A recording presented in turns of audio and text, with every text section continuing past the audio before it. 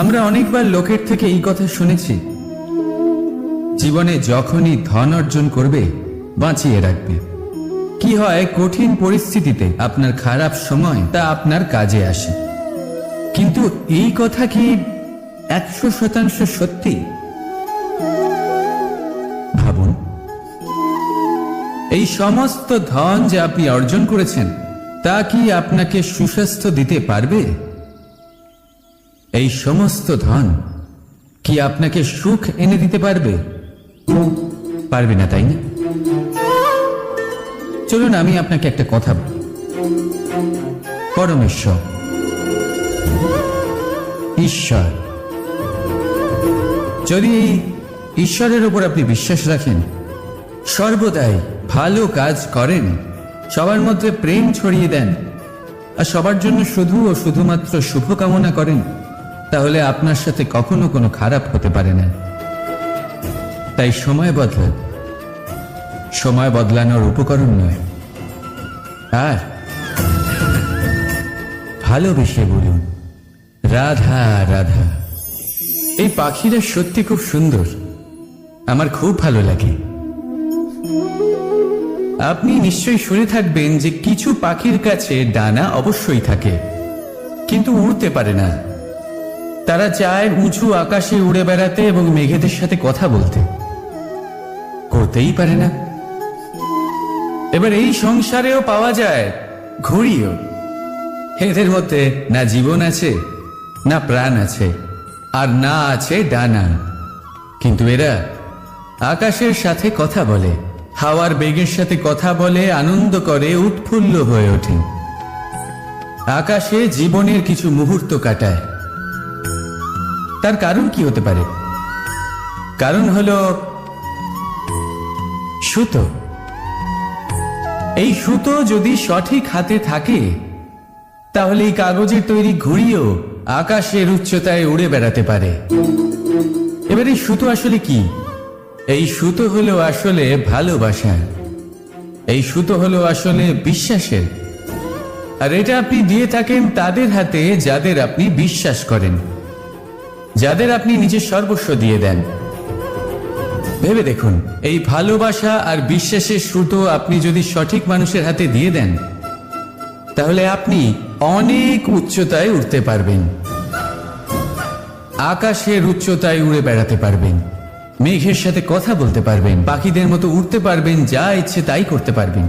শুধু এই মানুষ সঠিক হতে হবে, এমন একজন মানুষ যার মনে আপনার জন্য ভালোবাসা রয়েছে, এমন এক মানুষ যার মনে কোনো স্বার্থ নেই, যিনি পরোপকারী, এমন একজন ব্যক্তি যিনি আপনার অস্তিত্বকে বাইরে নিয়ে আসতে পারবেন, তাকে উজ্জ্বল করে তুলবেন। তাহলে ভালোবাসুন, আনন্দ করতে থাকুন, আর এই আনন্দ সহকারে বলুন, রাধা রাধা। মানুষ জীবনে সবসময় সুখ পেতে চান, কিন্তু এই সুখ এটা আসলে কি? এই সুখের আসল রূপ কি? আমি বলি, সুখের আসলে দুটি রূপ হয়, বাহ্যিক সুখ, আত্মিক সুখ। আর এটা ঠিক তেমনই হয় যেরকম আমাদের শরীরের সাথে জড়িত ছায়া আর আমাদের শরীরের মধ্যে বসবাসকারী আত্মার। যদি ছায়ার কথা ভেবে দেখেন, তাহলে বুঝতে পারবেন আমাদের শোবার সময় ভোরবেলা এই ছায়া অনেক বড় হয়ে যায়। যখনই সূর্য মাথার উপরে চলে আসে, তার তাপ বেড়ে যায়, তখন এই ছায়া ছোট হয়ে যায়। আর যেই অন্ধকার নেমে আসে, এই ছায়া আপনার সঙ্গ ত্যাগ করে। এরকমই হয় বাহ্যিক সুখ। আর এবার কথা বলি আমাদের শরীরের মধ্যে বসবাসকারী এই আত্মা। এই আত্মা কখনো আমাদের সঙ্গ ত্যাগ করে না, সব সময় আমাদের সাথে জড়িয়ে থাকে। এরকমই হয় আত্মিক সুখ, যা সব সময় আমাদের সাথে থাকে। আত্মিক সুখ কারো সেবা করে, আত্মিক সুখ কাউকে সাহায্য করে, আত্মিক সুখ প্রেম বোধের, যা কখনো আমাদের সঙ্গ ত্যাগ করে না।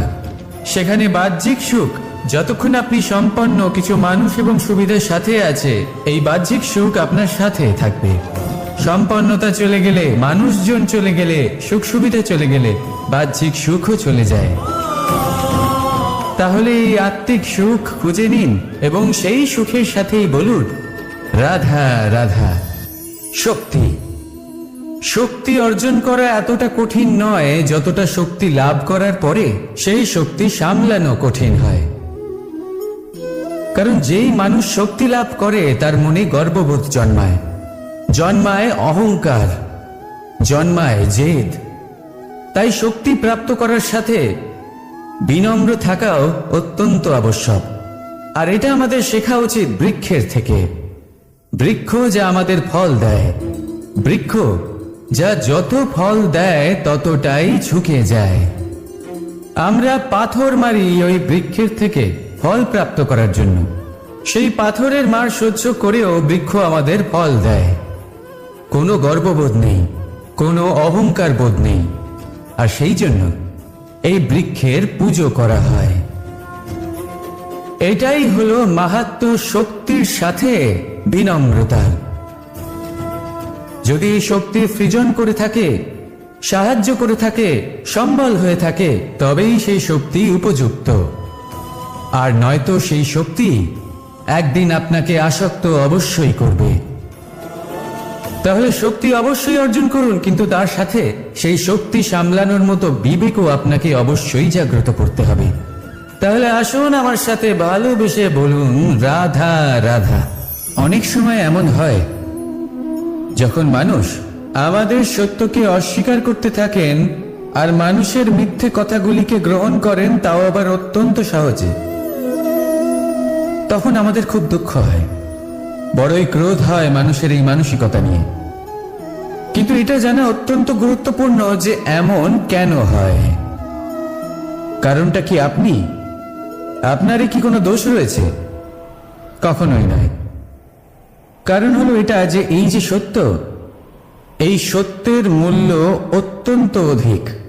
এতটাই অধিক যে অনেক সময় অনেক ধনী ব্যক্তিও এর মূল্য মেটাতে পারেন না। সেখানে যদি মিথ্যের কথা বলি তাহলে এর মূল্য অত্যন্ত কম। অত্যন্ত সহজে এই মিথ্যে সবার মধ্যে বিক্রি হয়। সত্যি বলতে এটা ভাবা আপনার কর্ম নয় যে লোকে কেন আপনাকে বুঝতেই পারেন না, আপনার সত্য কেন বুঝতে পারেন না। আপনার কর্ম হলো আপনার সত্যের সাথে দাঁড়িয়ে থাকা, সেই সত্যের সাথে চলতে থাকা। কারণ সত্য তার কাছেই আসবে যে সত্যকে খুঁজে নিতে চায়। নয়তো বেশিরভাগ মানুষ মিথ্যেকে নিয়েই প্রসন্ন রয়েছেন। আপনি সত্যের সাথে কর্মের পথে অগ্রসর হতে থাকুন। সত্য বেশি দিন লুকোনো থাকে না। সংসারের সম্মুখে এটা অবশ্যই একদিন আসবে, কিন্তু তখনও সেটা মানুষের উপর সে বিশ্বাস করবে কি করবে না। আপনি কর্ম করতে থাকুন আর আমার সাথে ভালোবেসে বলুন রাধা রাধা। আপনি কখনো সূর্যের আলোকে নিজের হাতের মুঠোর মধ্যে রাখার চেষ্টা করেছেন? আপনি নিশ্চয়ই জানেন যে সেটা সম্ভব নয়। আপনি জলকে কখনো বেঁধে রাখার চেষ্টা করুন, সেটাও সম্ভব নয়। কিন্তু যখন এই সূর্যের প্রকাশ, এই উত্তাপ পৃথিবীতে আসে, তখন ধরিত্রী কি করে? সে সমস্ত বনস্পতির মধ্যে তা ভাগ করে দেয়, তাদের বিকাশের সহায়ক হয়ে ওঠে। আর এই ধরিত্রীকে পুজো করা হয়, একে ধরিত্রী মাতা বলা হয়।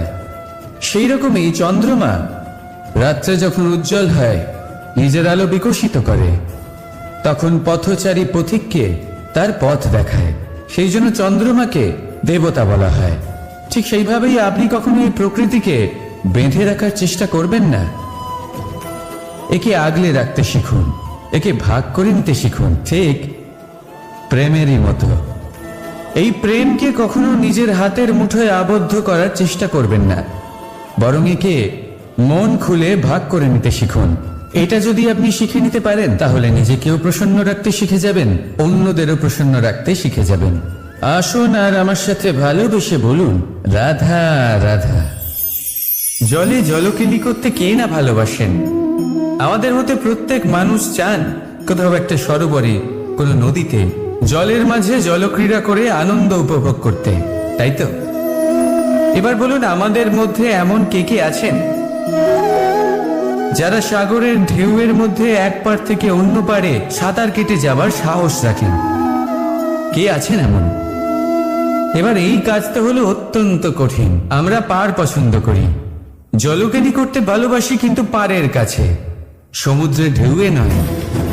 কিন্তু একটা কথা মনে রাখবেন, যেই দিন এই পারের কথা ভুলে গিয়ে আমরা সাগরের ঢেউয়ের সাথে লড়াই করার সাহস রাখব, সেই দিনই সাগরের ঢেউয়ের সাথে লড়াই করার শক্তিও আমরা পেয়ে যাব। পার আমাদের অত্যন্ত প্রিয়, আমাদের সুরক্ষিত রাখে, কিন্তু এটা আমাদের দুর্বল করে তোলে। তাই এই পারের মায়া ত্যাগ করুন আর সাগরের ঢেউয়ের সাথে লড়াই করার সংকল্প নিন। নিজের প্রতি বিশ্বাস রাখুন, তারপর দেখুন কি হয়।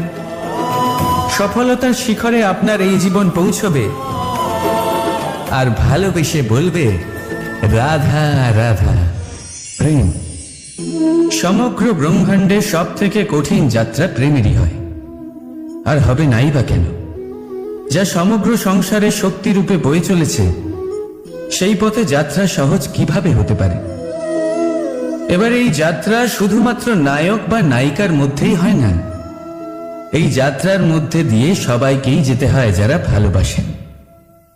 সেই মানুষকে ধাক্কা খেতে হয়, বাধা বিপত্তির সম্মুখীন হতে হয়, কাঁটা সহ্য করতে হয়, আর এটাই হয়ে থাকে। আর এই যে ভালোবাসা, যা যে কারোর মধ্যে হতে পারে, যেমন মা এবং সন্তান, তাদের ভালোবাসা, যেমন মা দেবকী এবং মা যশোদা আমাকে ভালোবাসেন, তাদের সেই ভালোবাসার যাত্রা। যেমন রাধা, রুক্মিণী, এদের ভালোবাসার যাত্রা। যেমন দুই পুরুষের মধ্যে বন্ধুত্বের ভালোবাসার যাত্রা। যেমন সুদামা। আপনাকে ভালোবাসার বিষয়ে একটা অত্যন্ত গুরুত্বপূর্ণ কথা বলে দিই। ভালোবাসা প্রথমে আপনাকে নিজের নৌকায় পরখ করে নেয়, তারপর প্রেমের যাত্রা পথে আপনাকে কষ্ট দেয়, তারপরে লক্ষ্যে আপনাকে পৌঁছে দেয়।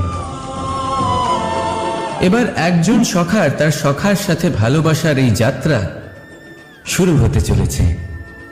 রাধা রাধা, প্রতীক্ষা, প্রয়াস, এই দুই জীবনের অভিন্ন অঙ্গ। দেখতে গেলে আমরা জীবনে কারোর না কারোর প্রতীক্ষা অবশ্যই করি। সে কোনো ব্যক্তি হোক বা সময় হোক বা কোনো ভাবনা, সবকিছুই হতে পারে। আর দেখতে গেলে সব সময় কেউ না কেউ কিছু প্রয়াসও করে চলেছে। যেমন সাফল্য আসার প্রতীক্ষা, বিফলতা যাতে না আসে তার জন্য প্রয়াস, সুখ আসার প্রতীক্ষা, দুঃখ যাতে না আসে তার জন্য প্রয়াস। এবার প্রতীক্ষা আর প্রয়াসের মধ্যে এক ঘনিষ্ঠ সম্পর্ক রয়েছে, আর তা হল যিনি প্রতীক্ষা করেন তিনি ঠিক তাই পান যা একজন প্রয়াস করা ব্যক্তি পেছনে ফেলে আসে। তাই প্রতীক্ষা নয়, প্রয়াস করুন। এই প্রয়াসের মধ্যে এই সুখের চাবিকাঠি রয়েছে। রাধা রাধা। কখনো কোনো বাচ্চাকে দেখেছেন? কত কিছু ঘটতে থাকে তার জীবনে, শৈশব থেকে বেড়ে ওঠা অবধি অসংখ্য অনুভূতি অনুভব করে সে। কখনো পড়ে যায়, কখনো আহত হয়, কখনো জ্ঞান লাভ করে, কখনো কষ্ট সহ্য করে, তো কখনো আনন্দ উপভোগ করে। কিন্তু মনে রাখে সে শুধুমাত্র আনন্দের মুহূর্তগুলি। এবার শুধু একবার আপনার জীবনের প্রারম্ভের দিকে তাকিয়ে দেখুন, আপনার শৈশবে তাকিয়ে দেখুন। আপনি দেখবেন বেশিরভাগ যেসব স্মৃতি আপনার মনে আছে সেগুলি সমস্ত ভালো মুহূর্তে, খারাপ মুহূর্তের নয়। সেই জন্য শৈশব সব থেকে সুখী হয়, এতে নিশ্চিন্ত থাকা যায়। সেই জন্য আজ আপনি যতই বড় হয়ে উঠুন না কেন, খারাপ স্মৃতি, খারাপ ঘটনা সব ভুলে যাওয়ার চেষ্টা করুন। একবার খারাপ ঘটনা ভুলে যাওয়ার অনুভূতি আপনার হয়ে গেলে তখন মনে রাখবেন, যতই কঠিন পরিস্থিতির মুখোমুখি আপনাকে হতে হোক, তার মোকাবিলা করতে আপনি সক্ষম। রাধা রাধা। মানুষ যখন জন্ম নেয় তখন তার সাথে তার জিহ্বাও জন্ম নেয়। কিছু বছর পরে তার দাঁতও ওঠে, আর বৃদ্ধ অবস্থায় এই দাঁত তার সঙ্গ ছেড়ে চলে যায়। কিন্তু জিহ্বা তখনও সঙ্গ দেয়, কারণ দাঁত কঠোর হয় কিন্তু জিহ্বা কোমল হয়। ঠিক সেরকমই আপনি আপনার অস্তিত্ব বেশি সময় অবধি অক্ষুণ্ণ রাখতে চাইলে আপনাকে জিহ্বার মতো কোমল আর নমনীয় হতে হবে, যাতে যেমনই পরিস্থিতি আপনার সম্মুখে আসুক, চড়াই আসুক বা উতরাই, দুঃখ আসুক অথবা সুখ, ক্ষতি হোক বা লাভই হোক, আপনার অস্তিত্ব যেন না ক্ষুণ্ণ হয়। কঠোর হওয়ার ফলে আপনার ভেঙে পড়ার সম্ভাবনা অনেক বেড়ে যায়। সমস্যা যেমনই হোক, দুঃখ আসুক অথবা সুখ, কোমলতার সাথে সাহসের সাথে তার সম্মুখীন হন।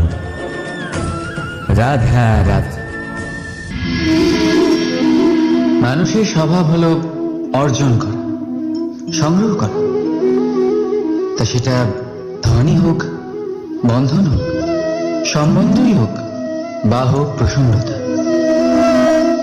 কিন্তু আপনি কি কখনো ভেবে দেখেছেন নিয়তি এই সংগ্রহ করার প্রবৃত্তি মানুষকে কেন দিয়েছে?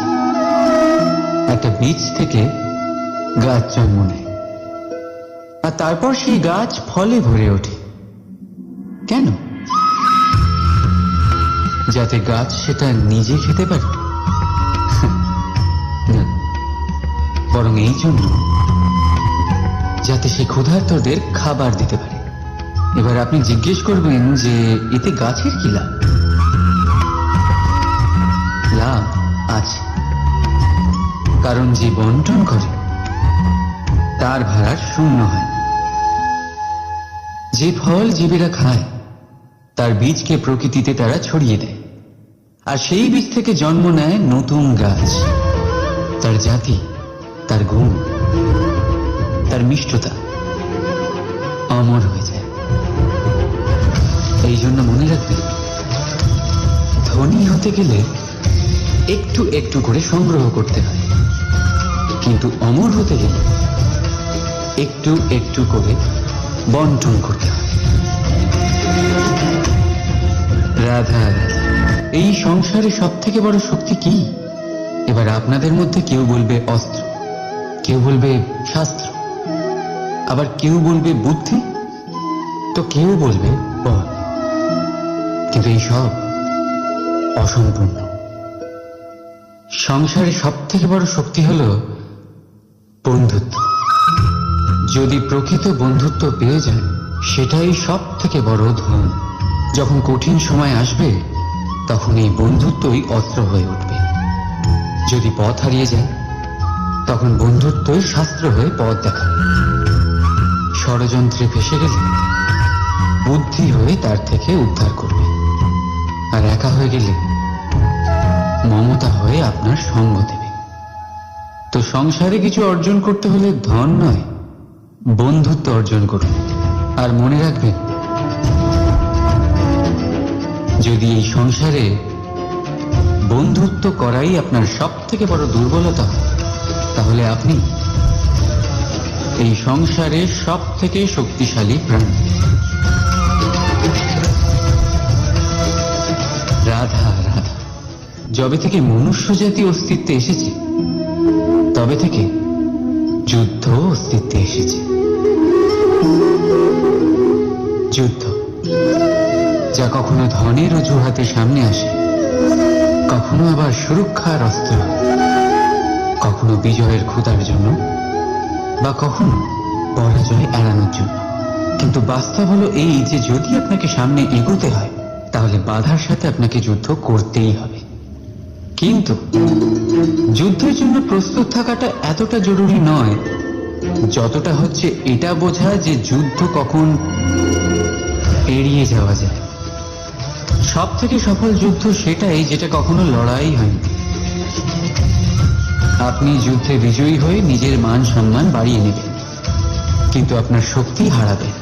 তাই যতটা সম্ভব যুদ্ধ এড়িয়ে চলুন, শক্তিকে সঞ্চয় করুন, যাতে যখন এই যুদ্ধ ধর্ম হয়ে সামনে আসবে, তখন আপনি পুরো শক্তি দিয়ে লড়তে পারবেন।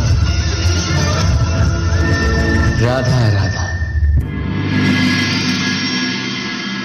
মন বড়ই বিচিত্র সৃষ্টি। এই মন শরীরের কোন স্থানে অবস্থিত কেউ জানে না, কিন্তু সম্পূর্ণ শরীর এই মনের ইচ্ছে পূরণ করার জন্য প্রয়াস করতেই থাকে।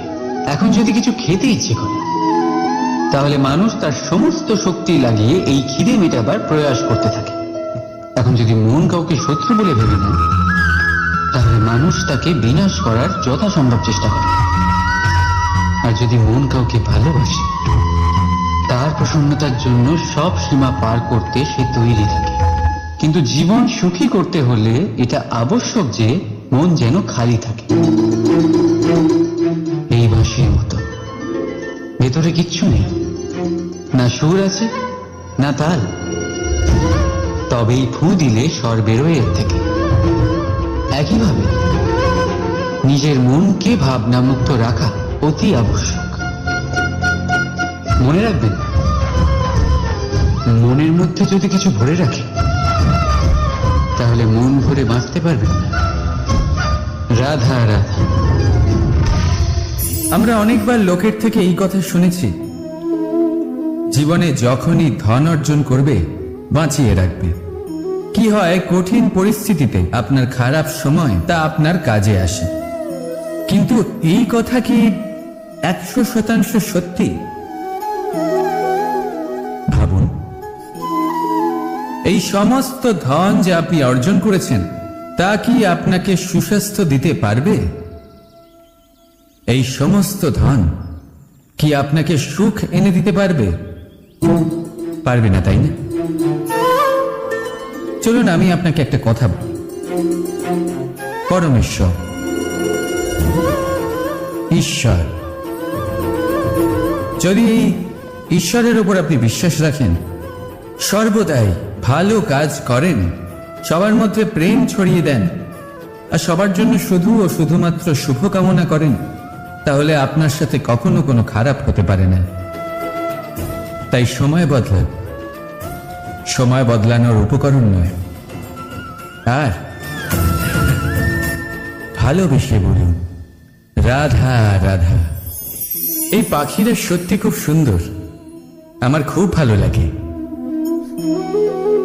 আপনি নিশ্চয়ই শুনে থাকবেন যে কিছু পাখির কাছে ডানা অবশ্যই থাকে, কিন্তু উড়তে পারে না। তারা চায় উঁচু আকাশে উড়ে বেড়াতে এবং মেঘেদের সাথে কথা বলতে, করতেই পারে না। এবার এই সংসারেও পাওয়া যায় ঘুড়িও। এদের মধ্যে না জীবন আছে, না প্রাণ আছে, আর না আছে ডানা। কিন্তু এরা আকাশের সাথে কথা বলে, হাওয়ার বেগের সাথে কথা বলে, আনন্দ করে, উৎফুল্ল হয়ে ওঠে।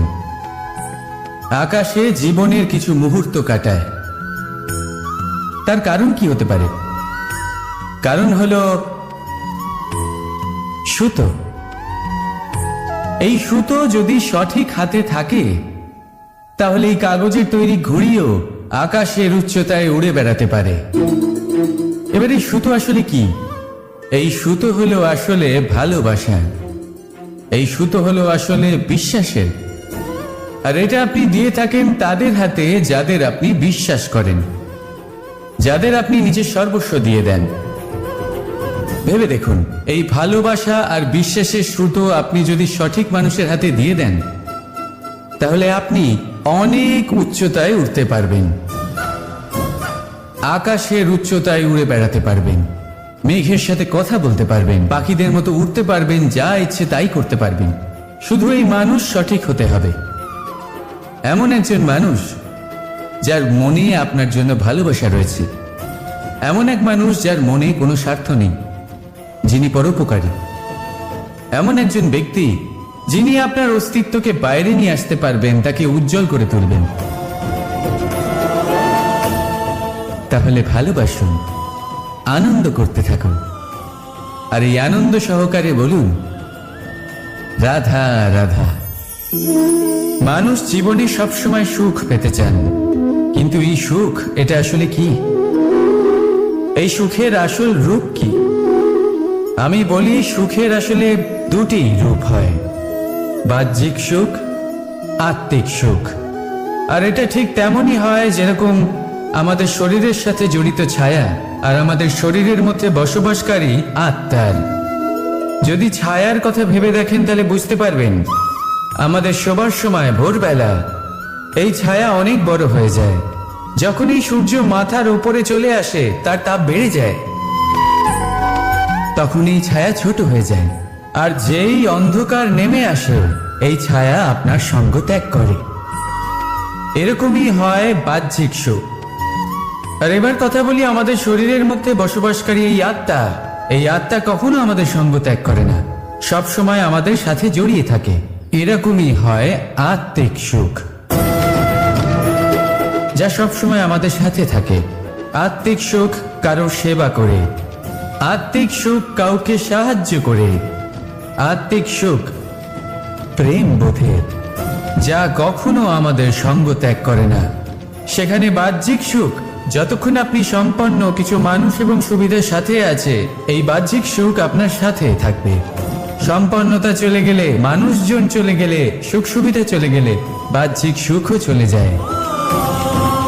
তাহলে এই আত্মিক সুখ খুঁজে নিন এবং সেই সুখের সাথেই বলুন রাধা রাধা। শক্তি, শক্তি অর্জন করা এতটা কঠিন নয় যতটা শক্তি লাভ করার পরে সেই শক্তি সামলানো কঠিন হয়। কারণ যেই মানুষ শক্তি লাভ করে তার মনে গর্ববোধ জন্মায়, জন্মায় অহংকার, জন্মায় জেদ। তাই শক্তি প্রাপ্ত করার সাথে বিনম্র থাকাও অত্যন্ত আবশ্যক। আর এটা আমাদের শেখা উচিত বৃক্ষের থেকে। বৃক্ষ যা আমাদের ফল দেয়, বৃক্ষ যা যত ফল দেয় ততটাই ঝুঁকে যায়। আমরা পাথর মারি ওই বৃক্ষের থেকে ফল প্রাপ্ত করার জন্য। সেই পাথরের মার সহ্য করেও বৃক্ষ আমাদের ফল দেয়। কোনো গর্ববোধ নেই, কোনো অহংকার বোধ নেই। আর সেই জন্য এই বৃক্ষের পুজো করা হয়। এটাই হলো মাহাত্ম্য শক্তির সাথে বিনম্রতা। যদি এই শক্তি সৃজন করে থাকে, সাহায্য করে থাকে, সম্বল হয়ে থাকে, তবেই সেই শক্তি উপযুক্ত। আর নয়তো সেই শক্তি একদিন আপনাকে আসক্ত অবশ্যই করবে। তাহলে শক্তি অবশ্যই অর্জন করুন, কিন্তু তার সাথে সেই শক্তি সামলানোর মতো বিবেকও আপনাকে অবশ্যই জাগ্রত করতে হবে। তাহলে আসুন আমার সাথে ভালোবেসে বলুন রাধা রাধা। অনেক সময় এমন হয় যখন মানুষ আমাদের সত্যকে অস্বীকার করতে থাকেন আর মানুষের মিথ্যে কথাগুলিকে গ্রহণ করেন, তাও আবার অত্যন্ত সহজে। তখন আমাদের খুব দুঃখ হয়, বড়ই ক্রোধ হয় মানুষের এই মানসিকতা নিয়ে। কিন্তু এটা জানা অত্যন্ত গুরুত্বপূর্ণ যে এমন কেন হয়। কারণটা কি আপনি?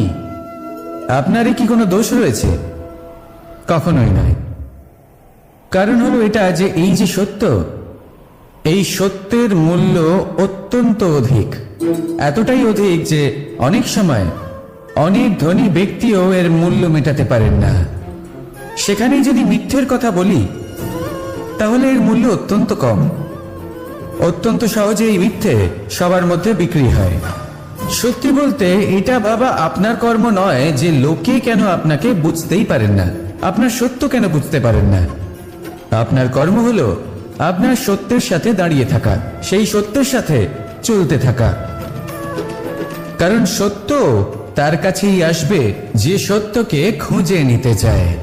নয়তো বেশিরভাগ মানুষ মিথ্যেকে নিয়েই প্রসন্ন রয়েছেন। আপনি সত্যের সাথে কর্মের পথে অগ্রসর হতে থাকুন। সত্য বেশি দিন লুকোনো থাকে না। সংসারের সম্মুখে এটা অবশ্যই একদিন আসবে, কিন্তু তখনও সেটা মানুষের উপর সে বিশ্বাস করবে কি করবে না। আপনি কর্ম করতে থাকুন আর আমার সাথে ভালোবেসে বলুন রাধা রাধা। আপনি কখনো সূর্যের আলোকে নিজের হাতের মুঠোর মধ্যে রাখার চেষ্টা করেছেন? আপনি নিশ্চয়ই জানেন যে সেটা সম্ভব নয়। আপনি জলকে কখনো বেঁধে রাখার চেষ্টা করুন, সেটাও সম্ভব নয়। কিন্তু যখন এই সূর্যের প্রকাশ, এই উত্তাপ পৃথিবীতে আসে, তখন ধরিত্রী কি করে? সে সমস্ত বনস্পতির মধ্যে তা ভাগ করে দেয়, তাদের বিকাশের সহায়ক হয়ে ওঠে। আর এই ধরিত্রীকে পুজো করা হয়, একে ধরিত্রী মাতা বলা হয়। সেই রকমই চন্দ্রমা রাত্রে যখন উজ্জ্বল হয়, নিজের আলো বিকশিত করে, তখন পথচারী পথিককে তার পথ দেখায়। সেই জন্য চন্দ্রমাকে দেবতা বলা হয়। ঠিক সেইভাবেই আপনি কখনো এই প্রকৃতিকে বেঁধে রাখার চেষ্টা করবেন না। একে আগলে রাখতে শিখুন, একে ভাগ করে নিতে শিখুন, ঠিক প্রেমেরই মতো। এই প্রেমকে কখনো নিজের হাতের মুঠোয় আবদ্ধ করার চেষ্টা করবেন না, বরং একে মন খুলে ভাগ করে নিতে শিখুন। এটা যদি আপনি শিখে নিতে পারেন, তাহলে নিজেকেও প্রসন্ন রাখতে শিখে যাবেন, অন্যদেরও প্রসন্ন রাখতে শিখে যাবেন। আসুন আর আমার সাথে ভালোবেসে বলুন, রাধা রাধা। জলে জলকেলি করতে কে না ভালোবাসেন? আমাদের মধ্যে প্রত্যেক মানুষ চান কোথাও একটা সরোবরে, কোনো নদীতে, জলের মাঝে জলক্রীড়া করে আনন্দ উপভোগ করতে, তাই তো? এবার বলুন, আমাদের মধ্যে এমন কে কে আছেন যারা সাগরের ঢেউয়ের মধ্যে এক পার থেকে অন্য পারে সাঁতার কেটে যাবার সাহস রাখেন? কে আছেন এমন? এবার এই কাজটা হলো অত্যন্ত কঠিন। আমরা পার পছন্দ করি, জলকেলি করতে ভালোবাসি, কিন্তু পারের কাছে, সমুদ্রের ঢেউয়ে নয়। কিন্তু একটা কথা মনে রাখবেন, যেই দিন এই পারের কথা ভুলে গিয়ে আমরা সাগরের ঢেউয়ের সাথে লড়াই করার সাহস রাখব, সেই দিনই সাগরের ঢেউয়ের সাথে লড়াই করার শক্তিও আমরা পেয়ে যাব। পার আমাদের অত্যন্ত প্রিয়, আমাদের সুরক্ষিত রাখে, কিন্তু এটা আমাদের দুর্বল করে তোলে।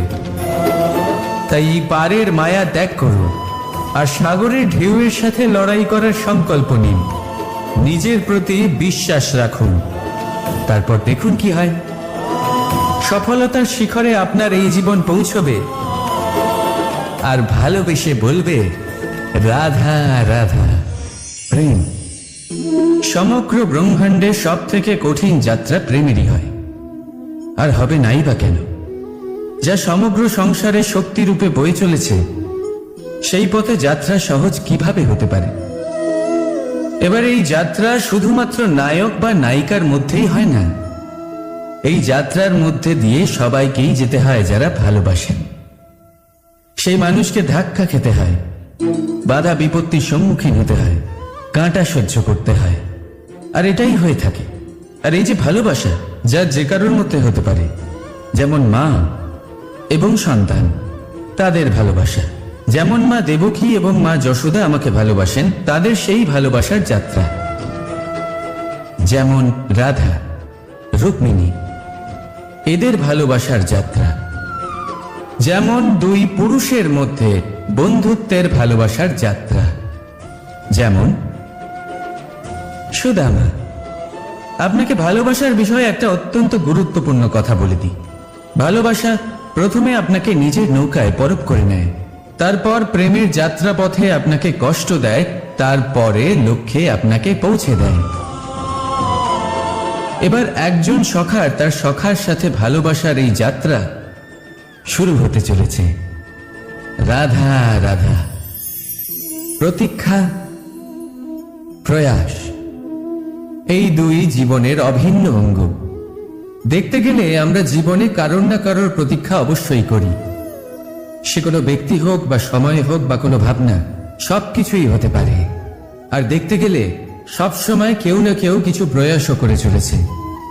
যেমন সাফল্য আসার প্রতীক্ষা, বিফলতা যাতে না আসে তার জন্য প্রয়াস, সুখ আসার প্রতীক্ষা, দুঃখ যাতে না আসে তার জন্য প্রয়াস।